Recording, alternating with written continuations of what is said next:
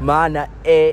isiphi isifundo mhlambe ongadlulisela kwabanye abantu kulento wena njengoba usuchaza nje ukusho ukuthi ivoti lakho ufuna libe imfihlo mhlambe kubantu abawoqembu lami mhlambe nabanye abantu isiphi nje isifundo ongabetshengisa sona njengoba siphile emhlabeni before uthathe isinqumo kumele uqale ucabange kuqala yeah nje yona lesini le ngifundile before uthatha isinqumo kumele ucabange Yeah. ulalele kahle must listen carefully Yeah. ulalele kahle Yeah. kuyima uthatha isinqumo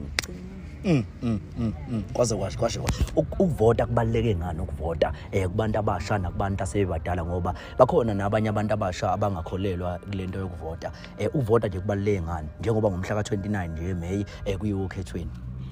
kubalulekile because that's gonna affect our future because ithina manje abantu abasha ithina abantu like esibhekene nomhlaba esikhathi esiningi nathi sisazozala sibe